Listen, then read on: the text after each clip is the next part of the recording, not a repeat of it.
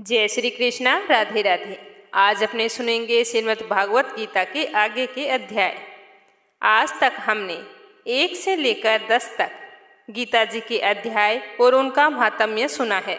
पितृपक्ष के 16 दिनों में अगर हम श्रीमद् भागवत गीता को सुनते हैं तो इससे हमारे पितरों को मोक्ष की प्राप्ति होती है और वे खुश होकर हमें आशीर्वाद देते हैं। जिस घर पर पितरों का आशीर्वाद होता है उस घर की सुख समृद्धि को कोई नहीं रोक सकता। बहुत ही सौभाग्यशाली होते हैं वो लोग जिनके पितर उनसे खुश होते हैं। तो आज श्रद्धा पूर्वक सुनते हैं श्रीमद् भागवत गीता का 11वां अध्याय। शुरू करने से पहले कमेंट बॉक्स में जय हो श्री कृष्ण भगवान की अवश्य लिखना। श्री कृष्ण भगवान की जय हो।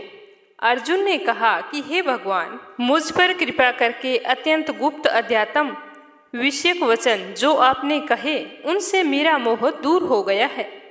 हे कमल नेत्र, मैंने जीवों की उत्पत्ति और नाश का कारण और आपका अक्षय महात्म्य आपके मुख से सुना। हे पुरुषोत्तम परमेश्वर, आपने जैसा अपना वर्णन किया है वह आपका रूप मेरी देखने की प्रबल इच्छा है। हे योगेश्वर, हे मधुसूदन, आप यदि मुझे उसको देखने योग्य माने तो आपका वह रूप मुझे दिखाइए। तो श्री कृष्ण भगवान ने कहा कि हे पार्थ, नाना प्रकार के नाना वर्णों और नाना आकार के मेरे सत सहस्त्र सहस्त्र दिव्य रूपों को देख। हे पार्थ, तुम वसु, रुद्र, अश्विनी कुमार, मृदुगण और पहले कभी ना देखे थे ऐसे आश्चर्य देखो। हे गुणाकेश, चराचर सहित यह जगत देखो तथा और जो कुछ देखना चाहो वो भी आप देख सकते हो। ये सब कुछ तुम मेरी देह में देख लो, परंतु तुम इन नेत्रों से मुझे नहीं देख सकोगे, इसीलिए मैं तुमको दिव्य नेत्र देता हूँ। उन्हीं नेत्रों से मेरा दिव्य रूप देख सकोगे। इस प्रकार श्री कृष्ण भगवान ने अर्जुन से कहकर उसको दिव्य दृष्टि देकर अपना अलौकिक रूप दिखाया। उस विश्व रूप के अनेक मुख और अनेक नेत्र थे, उनमें अनेक अद्भुत दृश्य थे, उनमें अनेक सुंदर सुंदर आभूषण तथा आयुध सुसज्जित थे। देह पर दिव्य वस्त्र और गंध शरीर पर लगे थे। उस समस्त आश्चर्य में अनंत देव के सब और मुख दिखाई दे रहे थे। आकाश में यदि हजारों सूर्य की प्रभा एक साथ होती तो उस महात्मा की प्रभा को कम ना कर सकती। उस समय अर्जुन ने देवादिदेव के शरीर में अनेक प्रकार से विमल इस समस्त जगत को एकत्रित देखा।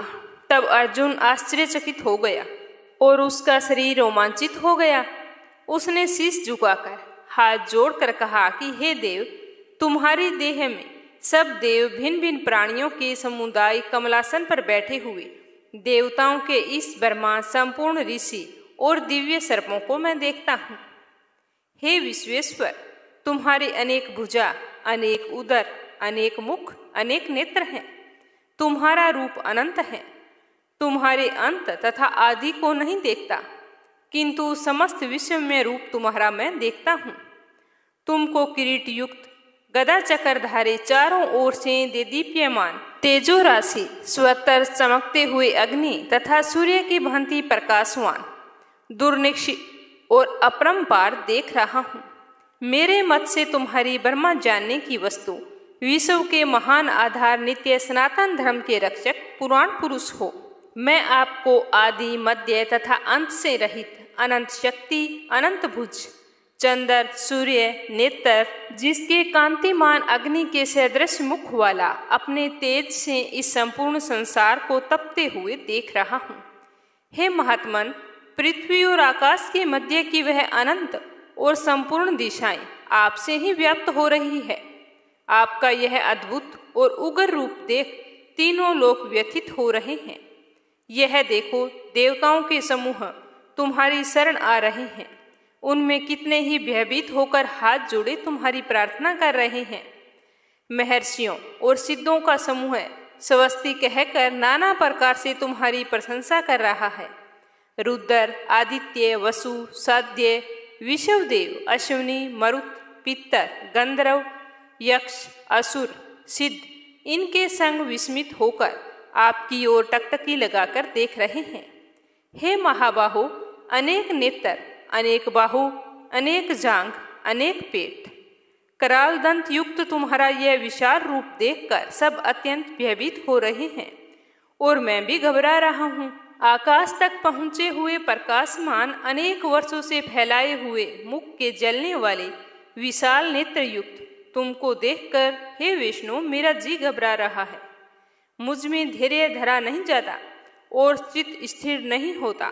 हे देवेश, हे जग निवास, भयंकर दाढ़ों वाले और काल अग्नि के सदृश आपके मुखों को देखकर मुझे दिशाएं नहीं सूझ रही है। मैं शांति नहीं पाता, अतएव मुझ पर दया करो। धृतराष्ट्र के दुर्योधन आदि पुत्र अपने साथ राजाओं सहित और भीष्म, द्रोण, कर्ण तथा हमारी ओर के मुख्य योद्धा बड़ी बड़ी दाढ़ों से युक्त विकराल आपके मुख में शीघ्रता प्रवेश कर रहे हैं और उनमें कितने लोग आपके दांतों में दबकर ऐसे दिखाई देते हैं मानो उसका शरीर चूर्ण हो गया हो। जैसे नदियों की अनेक जलधाराएं समुद्र की ओर बहती है, वैसे ही ये मनुष्य लोक के वीर आपके प्रज्वलित मुख में प्रवेश कर रहे हैं। अग्नि में पतंग जैसे गिरते हैं, ये सब लोग भी अपने नाश के लिए आपके मुख में तेजी से प्रवेश कर रहे हैं। हे विष्णु, जलते हुए मुखों से चारों ओर से सब वीरों को निगलकर आप जीभ चाट रहे हैं। आपकी तीक्ष्ण प्रभाएं समस्त संसार को तेज से व्याप्त तृप्त कर रही है।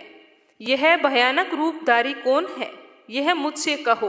हे देववर, आपको नमस्कार, आप मुझ पर प्रसन्न होइए। हे जगत कर्ता आदि पुरुष, आपको जानने की मैं इच्छा रखता हूँ, क्योंकि आपकी यह प्रवृत्ति मेरी समझ में नहीं आती है। श्री भगवान जी बोले कि संसार का नाश करने वाला मैं उग्रकाल हूँ, समस्त जनों का संहार करने के लिए आया हूँ। तुम्हारे युद्ध न करने पर भी ये वीर जीवित नहीं रहेंगे, इसीलिए तुम उठो, शत्रुओं का संहार कर यश को लेकर इस समृद्धशाली राज्य का भोग करो। हे सव्यसाचिन, उनको मैंने पहले ही मार रखा है, तुम केवल निमित्त मात्र हो जाओ।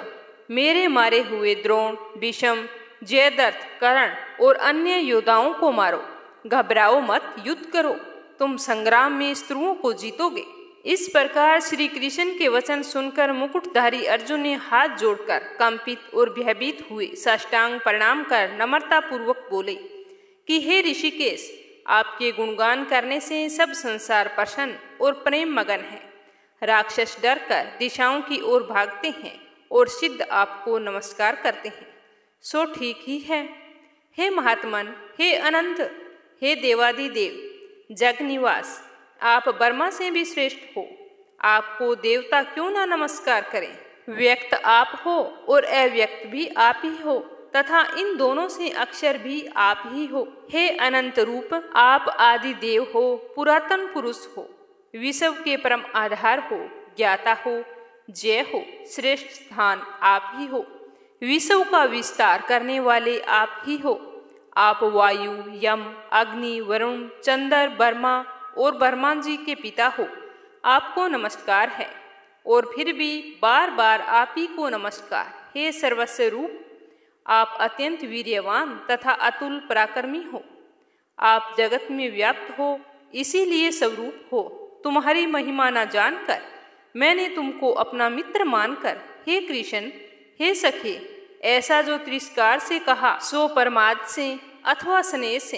हे अच्युत विश्वरूप, जो कुछ भी मैंने तुमसे कहा तो उन बोलों के लिए मैं तुमसे क्षमा मांगता हूँ, जो कि परिहास से विहार, सोने बैठने और भोजन के समय अकेले अथवा मित्रों के मध्य में तुम्हारा अपमान किया है। तुम इस स्थावर जगत रूप लोक के पिता, पूज्य और महान गुरु हो। त्रिलोकी में भी तुम्हारे समान कोई नहीं है, तुमसे अधिक अतुल प्रभाव कहाँ से होगा। इसीलिए हे ईश, तुमको सिर झुकाकर प्रणाम करके यही प्रार्थना करता हूँ कि तुम मुझ पर कृपा करो। हे देव, जैसे पिता पुत्र के, मित्र मित्र के और प्रेमी प्रिया के अपराध को क्षमा करता है, वैसे ही तुम मेरे सब अपराधों को क्षमा करो। हे देव, पहले कभी नहीं देखा था ऐसा आपका रूप देखकर मैं बहुत ही प्रसन्न हूँ और भय से मेरा मन व्याकुल है, इसीलिए मुझे पहले वाला रूप दिखाओ। हे देवेश, हे जगनिवास, आप प्रसन्न हो जाओ। हे सहस्त्रबाहु, हे विश्व मूर्ति, मैं फिर से आपको वही किरीट, गदा और हाथ में चक्र धारण किए हुए देखना चाहता हूँ। श्री कृष्ण भगवान ने कहा कि हे अर्जुन, मन प्रसन्न होकर यह तेजोमय अनंत आज्ञा और विश्व रूप अपने योग के प्रभाव से तुमको दिखलाया है, जिसको तुम्हारे अतिरिक्त पहले किसी ने भी नहीं देखा था। हे पांडवों में श्रेष्ठ मनुष्य, लोक में तुम्हारे सिवाय कोई वेदों के अध्ययन, दान, अग्नि, होम आदि और घोर तप करके भी यह रूप धारण किए हुए मुझको नहीं देख सकता। मेरा ऐसा भयानक रूप देखकर तुम व्याकुल और मूढ़ ना हो, भय त्याग कर प्रसन्नचित होकर फिर से मेरा वही रूप देखो। इतना कहकर श्री कृष्ण जी ने फिर चतुर्भुज रूप दिखलाया और सौम्य रूप धारण कर उस महात्मा ने अर्जुन को, जो भयभीत था, उसे धीरज बंधाया। अर्जुन ने कहा कि हे जनार्दन, आपके सौम्य दिव्य मंडल रूप को देखकर अब मैं प्रसन्नचित हो गया हूँ और स्वच्छ और खुद को स्वस्थ महसूस कर रहा हूँ। तो श्री कृष्ण जी बोले कि हे अर्जुन, जो यह मेरा विश्वलीय रूप तुमने देखा है, इसका दर्शन संभव नहीं है। देवता भी इसके लिए दर्शन की आकांक्षा करते हैं। हे अर्जुन, जैसा मेरा लय तुमने देखा है, ऐसे लय को वेद अध्ययन, तप, दान, यज्ञ आदि कर्म द्वारा देखना भी असंभव है। हे अर्जुन, प्रथम मेरा जो विश्वलय है, इसको मनुष्य अनन्य भक्ति द्वारा जान सकते हैं और तत्व ज्ञान द्वारा इसमें लीन हो सकते हैं।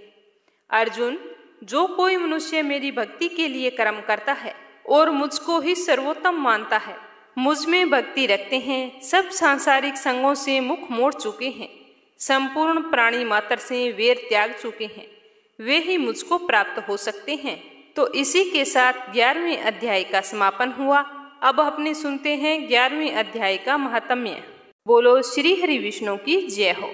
श्री नारायण जी बोले कि हे लक्ष्मी जी, अब 11वें अध्याय का महात्म्य सुनाता हूँ, ध्यान पूर्वक सुनना। तुंगभद्र नाम का एक नगर था, जिसके राजा का नाम था सुखानंद। वह लक्ष्मी नारायण जी की बहुत ही सेवा किया करता था। वहाँ एक ब्राह्मण धन पात्र विद्वान पंडित भी रहता था। वह ब्राह्मण गीता जी के 11वें अध्याय का नियमित पाठ करता था और राजा भी वहाँ नित्य लक्ष्मी नारायण की सेवा करता था और पाठ भी नित्य नियम से सुनते थे। ऐसे ही सेवा करते करते बहुत समय बीत गया। एक दिन राजा घर को गया। उस दिन बहुत अतीत देशांतर फिरते फिरते उस नगर में आए। अतीतों ने राजा से कोई जगह मांगी। राजा ने बड़ी हवेली थी, वो खुलवा दी और वहाँ अतीत रुक गए। राजा ने सीधा दिया और रसोई कर अतीत बड़े ही प्रसन्न हुए। दूसरे दिन अमृत बेले राजा उनके दर्शन को गए।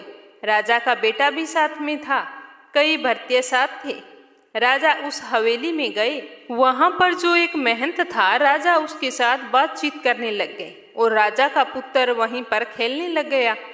वहां पर एक प्रेत रहता था।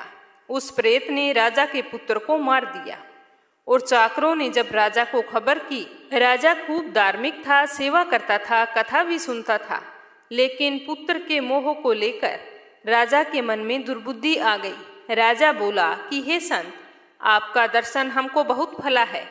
एक पुत्र था, सो प्रेत ने मार दिया। तब ब्राह्मण ने कहा कि हे राजा जी, चलो देखें कहाँ है तुम्हारा पुत्र। राजा, ब्राह्मण, महंत सारे मिलकर वहां पर गए जहां पर राजकुमार मरा पड़ा था।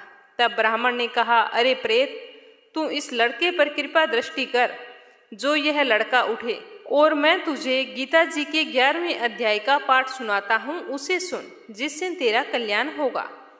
अब तू अपने पिछले जन्म की बात बता, किन कर्मों के द्वारा तुम इस प्रेत योनि में आया है।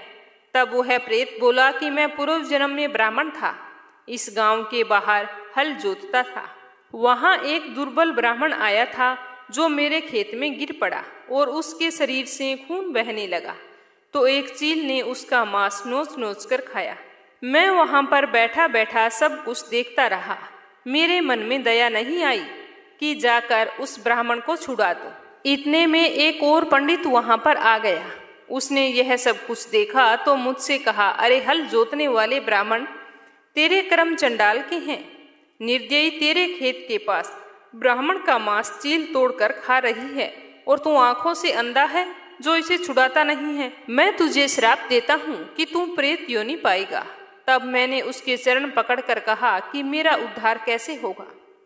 तब पंडित ने कहा, जब तुझको कोई गीता के 11वें अध्याय का पाठ सुनाएगा तब तेरा उद्धार होगा। प्रेत ने अपने पिछले जन्म की सारी कथा सुना दी। तब ब्राह्मण ने राजा से पूछा। राजा ने कहा कि इसका उद्धार कीजिए और इसे कहिए कि मेरे बेटे को जीवित करे। तब ब्राह्मण ने गीता के 11वें अध्याय का पाठ किया और अंजलि में जल लेकर उस प्रेत पर छिड़का, जिससे तत्काल ही वो प्रेत की देह से छूटकर देवदेही को प्राप्त हुआ। राजा का पुत्र सावधान हुआ। प्रेत श्याम सुंदर चतुर्भुज रूप होके खड़ा हो गया। स्वर्ग से विमान आया और उसमें बैठकर चला गया। राजा का पुत्र भी गीता के 11वें अध्याय का पाठ सुनने से श्री नारायण जी को प्रायण हुआ और वह भी विमान में बैठकर बैकुंठ गया। तब उस ब्राह्मण से राजा ने 11वें अध्याय का पाठ सुना और मन में कहा कि पुत्र पुत्री आदि सबसे विरक्त होकर गीता का पाठ करे, तुलसी में जल डाला करे। इस प्रकार राजा भी परम गति का अधिकारी हुआ। अब सुनेंगे गीता जी का 12वां अध्याय। अर्जुन ने पूछा कि इस प्रकार जो भक्त सदैव योग मुक्त होकर आपकी उपासना विधि पूर्वक करते हैं और जो व्यक्ति पर ब्रह्मा को बसते हैं, इन दोनों में से कौन सा योगी श्रेष्ठ है? तो अर्जुन की बात सुनकर श्री भगवान जी बोले कि जो मेरे विषय में मन लगाकर प्रेम श्रद्धा पूर्वक मुझको भजता है वही उत्तम योगी है, मैं यह जानता हूँ। परंतु जो इंद्रियों को संयम करके सर्वत्र समदृष्टि रखने वाले, सब प्राणियों के हित में लगे हुए, अकथनीय, अव्यक्त, सर्वव्यापी, अचिंतनीय, निर्विकार, अचल ध्रुव अक्षर का भजन करते हैं, वे भी मुझे ही प्राप्त होते हैं। अव्यक्त में जिनका चित्त आसक्त है वह कष्ट अधिक पाते हैं, क्योंकि अव्यक्त गति को प्राणी कष्ट से पाते हैं। हे पार्थ, जो प्राणी अपने सब कर्मों को मेरे अर्पण करके मेरी शरण आकर अनन्य भक्ति से मेरा ध्यान करते हैं और पूजते हैं, उन शरण में आए हुए भक्तों का मैं थोड़े ही समय में मृत्यु युक्त संसार सागर से उद्धार कर देता हूँ। मुझी में मन रखो, मुझ में ही बुद्धि रखो, तब ही तुम मुझ में निवास करोगे, इसमें कुछ भी संदेह नहीं है। हे धनंजय, यदि इस प्रकार तुम मुझ में अपने चित्त को करने में समर्थ ना हो तो अभ्यास योग द्वारा हमारे पाने के लिए बारंबार यत्न करो। यदि अभ्यास ना कर सको तो मेरे उद्देश्य से वर्त करो। मेरे लिए तुम कर्म करो तो तुम्हें मुक्ति प्राप्त होगी, और यदि ऐसा भी ना कर सको तो मन को रोककर अनन्य भाव से मेरी शरण आओ और फल की आशा छोड़कर कर्म करो। क्योंकि अभ्यास से ज्ञान उत्तम है, ज्ञान से ध्यान श्रेष्ठ है, और ध्यान से कर्मों के फल का त्यागना श्रेष्ठ है। त्याग से शांति प्राप्त होती है। जो किसी से द्वेष नहीं करता, सबका मित्र है, दयाधारी है, ममता और अहंकार जिसमें नहीं है, सुख दुख को जो समान मानता है, क्षमावान है, संतोषी है, स्थिर चित्त, इंद्रियों को वश में रखता है, दृढ़ निश्चयवान है, मुझ में अपना मन और बुद्धि लगाए हुए है, ऐसा मेरा भक्त मुझको अति प्रिय है, जिससे ना लोगों को भय है और ना ही लोगों से जो डरता है। ऐसा जो हर्ष, ईर्ष्या, दुष्टों से, भय और विषाद से रहित है, वह मेरा प्रिय है। जो कुछ मिले उसी में संतुष्ट, पवित्र पक्ष, दुख रहित, फल की आशा त्याग कर कर्म करने वाला, ऐसा जो मेरा भक्त है वो मुझे अति प्रिय है।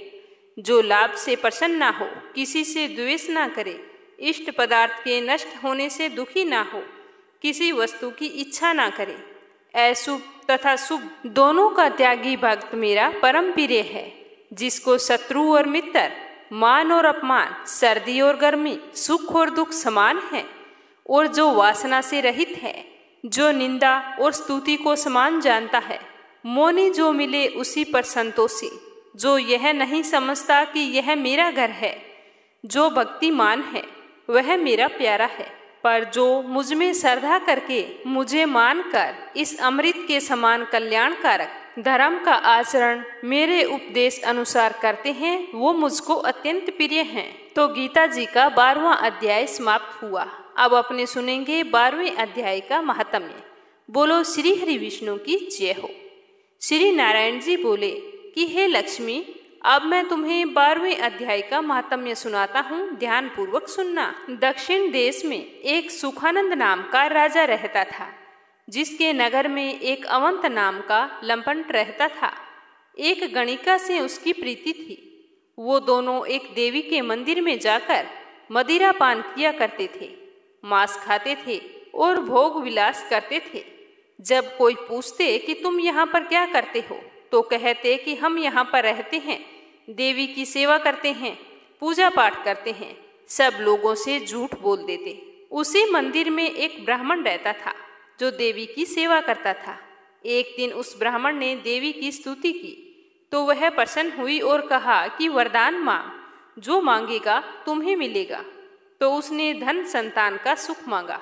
तो देवी ने कहा कि हे ब्राह्मण, अवश्य तुझे संतान सुख देऊंगी, पर एक बात कर, पहले इन दोनों का उद्धार कर ले। तब ब्राह्मण ने नारायण जी का तप किया। भगवान जी प्रसन्न हुए। श्री नारायण जी गरुड़ पर सवार होकर आए और कहा कि तेरी क्या कामना है। तो ब्राह्मण ने कहा कि दोनों का उद्धार कैसे होगा। तो ब्राह्मण की बात सुनकर नारायण जी ने कहा कि हे ब्राह्मण, गीता के 12वें अध्याय का पाठ सुनाओ तो उन दोनों का उद्धार होगा।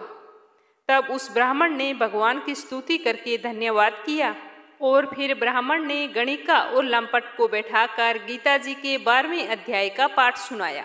सुनते ही उन दोनों की देह छूट गई और देवदेही पाई बैकुंठ को गए। यह देखकर देवी प्रसन्न हुई और ब्राह्मण को कहा कि हे पंडित, आज से मेरा नाम वैष्णवी हुआ। इस पाठ को सुनकर ऐसे अकर्मी तर गए हैं, तो मैं तुम्हें वरदान देती हूँ कि इस नगरी का राज्य तुझको दिया जाएगा। इतना कहकर वो देवी अंतर्ध्यान हो गई। जब वह ब्राह्मण घर आया तो वहाँ के राजा के कोई संतान नहीं थी। तो राजा ने उस ब्राह्मण को बुलाया और राज्य उस ब्राह्मण को देकर खुद तप करने के लिए चला गया। वन में विरक्त होकर रहने लगा और वह ब्राह्मण राज्य करने लगा। श्री नारायण जी कहते हैं कि हे लक्ष्मी, यह गीता जी के 12वें अध्याय का महात्म्य है जो मैंने कहा है और तुमने सुना है। तो गीता जी का 12वां अध्याय और महात्म्य समाप्त हुआ। अब अपने सुनते हैं 13वां अध्याय। श्री कृष्ण जी बोले कि हे कुंती पुत्र, यह शरीर क्षेत्र कहलाता है। इसको जानने वाले को क्षेत्र कहते हैं। संपूर्ण क्षेत्र में क्षेत्रज्ञ मुझको जान। क्षेत्र और क्षेत्रज्ञ को जो ज्ञान है वह मेरे मत से वही ज्ञान है। वही क्षेत्र के से रूप का है। उसमें कौन कौन विकार होते हैं, उसकी उत्पत्ति किस प्रकार हुई और क्षेत्र का क्या प्रभाव है, इत्यादि सारी बातें मैं तुमसे कहता हूँ, ध्यान पूर्वक सुनना। अनेक ऋषियों ने अनेक प्रकार के छंदों में इसको बतलाया है। वेदों ने पृथक पृथक वर्णन किया है और हेतु वाले ब्राह्मण सूत्र पद करके यह ज्ञान निश्चय किया गया है। पंच महाभूत अहंकार, बुद्धि, अव्यक्त प्रकृति, 10 इंद्रियों मन तथा 5 इंद्रियों के विषय तथा इच्छा, द्वेष, सुख दुख, संघात, चेतना, द्वैती, इनके समूह। संक्षेप में क्षेत्र और क्षेत्रज्ञ के ही यही विकार हैं। मान और पाखंड से रहित, अहिंसा, सहनशीलता, सरलता, गुरु की सेवा, पवित्रता, अपने मन का संयम, इंद्रियों के विषय से विरक्ति, अहंकार रहित और जन्म, मृत्यु, बुढ़ापा, रोग आदि दुखादि दोषों को देखना, पुत्र, स्त्री, ग्रह इत्यादि में आसक्ति न करना और इनमें अपने को सुखी दुखी न मानना और इष्ट अनिष्ट की प्राप्ति में हर्ष विषाद रहित रहना, अनन्य भाव से मेरी अनन्य भक्ति एकांत में रहना, जन समूह में रहने से विराग, सदा स्मरण करना कि मैं परमात्मा का ही अंश हूँ। ज्ञान प्राप्ति के उद्देश्य मोक्ष को सबसे श्रेष्ठ मानना, इसे ही ज्ञान कहते हैं। इससे जो भिन्न है वह अज्ञान है। अब जय के स्वरूप का वर्णन करते हैं।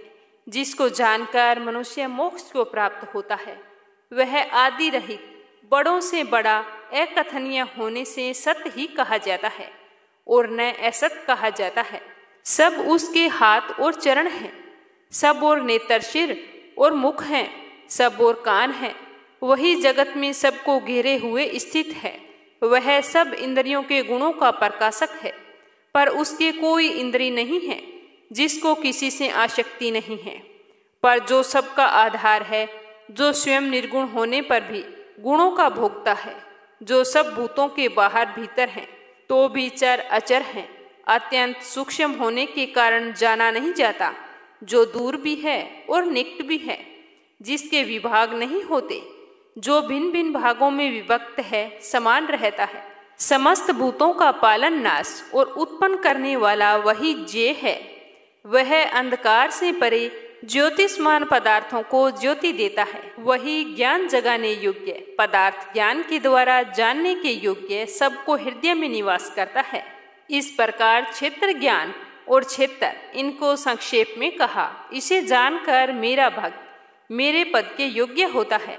प्रकृति और पुरुष दोनों ही अनादि हैं। विकारों और गुणों की उत्पत्ति प्रकृति से हुई है। कार्य और कारण को प्रकृति उत्पन्न करती है। पुरुष तो सुख और दुख का भोगता है, प्रकृति पुरुष रहता है, प्रकृति के गुणों का उपभोग करता है, तद अनुसार उत्तम तथा अधम योनियों में जन्म लेता है। इस देह में इसे उपदष्टा, अनुमंगता, भक्ता, भोक्ता, महेश्वर, परमात्मा और परम पुरुष कहते हैं। इस प्रकार के गुणों के साथ प्रकृति और पुरुष को जो जानता है, उसका रहन सहन चाहे जैसा भी हो, पुनः जन्म नहीं होता। कोई ध्यान से, कोई सांख्य योग से और कोई कर्म योग के द्वारा अपने को आत्मा में देखते हैं, परंतु कोई इस प्रकार ना जानते हुए भी दूसरों से सुनकर ध्यान करते हैं और श्रद्धा से सुनकर वे भी मृत्यु के पार चले जाते हैं। हे अर्जुन, स्थावर या जंगम सब उत्पन्न प्राणी क्षेत्र और क्षेत्रज्ञ के संयोग से ही होते हैं। परमेश्वर सब भूतों में समान रूप से हैं। भूतों के नष्ट होने पर उनका नाश नहीं होता। इस भांति जो देखता है वही देवता है। सब में समान रूप से स्थित परमेश्वर को देखता हुआ जो अपनी आत्मा का नाश नहीं करता है, वह उत्तम गति को प्राप्त करता है। जो यह देखता है कि प्रकृति द्वारा सब कर्म होते हैं और आत्मा अकर्ता है, वही मानो देवता है। जब वह भिन्न भिन्न भूतों को परमेश्वर के बीच एक रूप देखता है और उसी से उनका विस्तार देखता है, तब वह ब्रह्मा को प्राप्त होता है। हे कुंती पुत्र, अनादि और निर्गुण होने से परमेश्वर अव्यय है। शरीर में रहता हुआ भी वह कुछ नहीं करता और ना ही उसमें लिप्त होता है। जैसे आकाश सर्वत्र व्याप्त होने पर भी किसी से नहीं मिलता, उसे भांति देह में सर्वत्र व्याप्त यह आत्मा भी इसमें लिप्त नहीं होती। हे भारत, जैसे एक सूर्य समस्त लोक को प्रकाशित करता है, वैसे ही क्षेत्रज्ञ समस्त क्षेत्र को प्रकाशित करता है। जो लोग ज्ञान दृष्टि से क्षेत्र क्षेत्रज्ञ का भेद तथा भूतों की प्रकृति देखकर मोक्ष का उपाय जान लेते हैं, वे परम पद को पा लेते हैं। अब अपने सुनेंगे 13वें अध्याय का महात्म्य। श्री नारायण जी लक्ष्मी जी से बोले कि हे लक्ष्मी, अब मैं तुम्हें 13वें अध्याय का महात्म्य सुनाता हूँ, ध्यान पूर्वक सुनना। दक्षिण देश में हरि नाम नगर था। वहाँ एक व्यभिचारिणी स्त्री रहती थी, जो व्यभिचार करती, मांस मदिरा खाती। एक दिन पुरुष से उसने वचन किया कि अमुक स्थान पर मैं तेरे पास आऊंगी, तुम वहां पर चलो। वह पुरुष किसी और वन में चला गया और वह स्त्री उसे ढूंढती ढूंढती हैरान हो गई, परंतु वह मनुष्य उसे नहीं मिला। वह भी भागता फिर रहा था कि पता नहीं उसने कौन सी जगह बताई थी। वह गणिका थक कर उसका रास्ता देखने लगी। देखते देखते सारा दिन व्यतीत हो गया, पर प्रीतम नहीं आया। सांझ पड़ गई तो गणिका प्रीतम का नाम लेकर जोर जोर से पुकार करने लगी। इतने में वह पुरुष आ मिला। दोनों प्रसन्न होकर बैठ गए। इतने में वहां पर एक शेर आया और बोला कि गणिका, मैं तुझे खाऊंगा। तो गणिका बोली, तू पिछले जन्म की बात कह, तू कौन है?